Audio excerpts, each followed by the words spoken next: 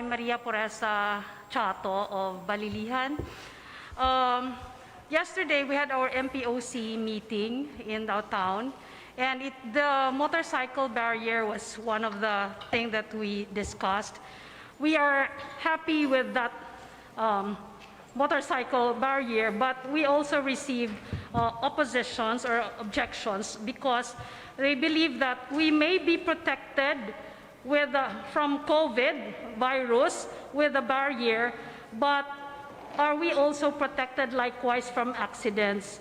So we were thinking, there were suggestions that could we have an alternative to the motorcycle barrier, like requiring the passenger, the driver, and the backrider with a full helmet with cover, because we believe that the shield, we have the shield to protect droplets from getting through the other person. So if we have a full face shield, then we somehow are protecting droplets from getting out from us.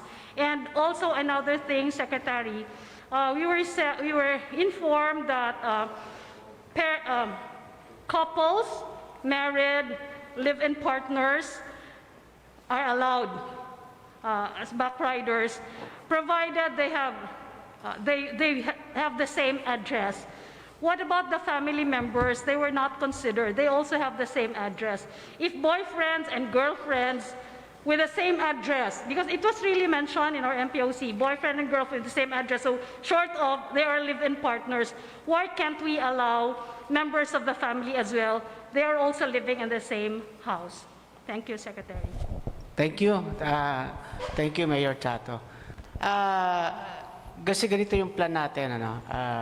Eventually, lahat ng tao, kahit na hindi magkasama sa isang bahay, papayagan na rin yan magmotor, mag-backride, basta mayroong protective barrier shield. Kaya lang, kapag ibinongga mo na agad, katakot-takot na mga violations na hindi mo na mamotor because how many millions yung nagmumotor.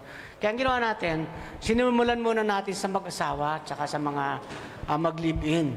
Tingnan natin kung susunod sila.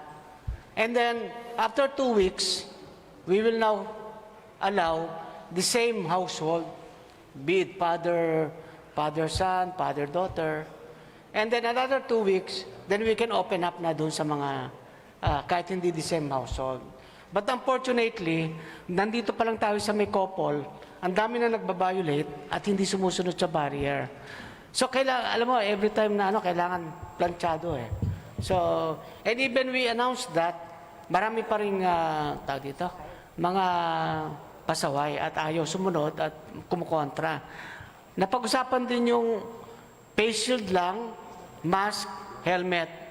Total, hindi naman tatalsik yung laway, di ba? Kung naka-helmet. Sabi ko, sige, titingnan natin kung pwede yan.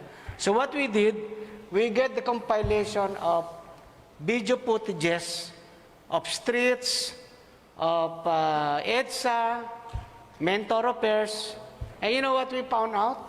30%, inaangat niya yung yung face shield ng helmet. Nagmumotor siya.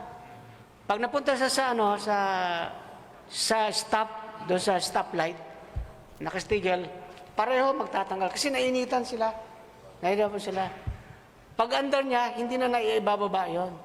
So, those are actually causes of infection contamination. Even in other countries, yun yung observation nila. Kaya nga, face shield ng motor at saka mask, hindi siya enough para ma-protect mo yung especially the passenger, kasi sa kanya tatalsik yung pawis niya tsaka tsaka laway niya. Importante pa rin talaga yung barrier. Hindi naman to forever eh. Siguro kung matapos naman natin to etong virus na to 1 to 2 years from now. Pero normal kasi ang cycle ng virus.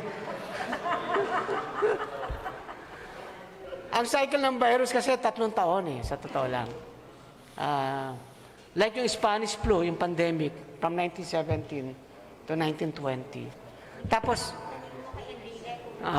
Si Senator Enrile lang makakasagot niyan actually. Sabi every 100 years yan 1720, 1820, 1920, 2020. Sa 2120 si Senator Enrile lang makapagsabi ko ano yung susunod na pandemic. Dahil ang ibig sabihin nun, minsan nagawa na yung meron ng vaccine like flu, pneumonia, pero recurring pa rin siya. So it's not a guarantee actually na pag may vaccine na, bang, wala na talaga. No? Kaya nga we have to dance and live with this virus. But eventually, ang ating katawan din ay mag-adapt din yan mag-mutate din yung katawan natin hanggang ang importante lang naman doon sa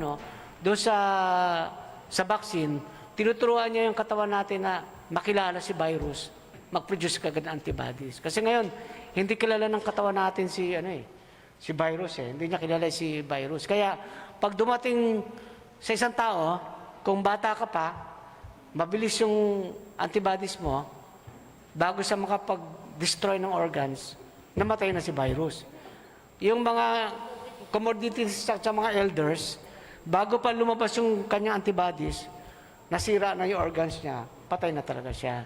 So yun yung bakit itinatago natin yung mga matatanda at huwag palalabasin. So, but makita naman natin, buwababa na yung deaths natin. Yun ang importante. Kasi while we cannot prevent contamination, we can just slow down and prevent, pero walang maraming namamatay. Unlike in US at saka in Brazil na mga wholesale ang mga namamatay doon, we're not like that.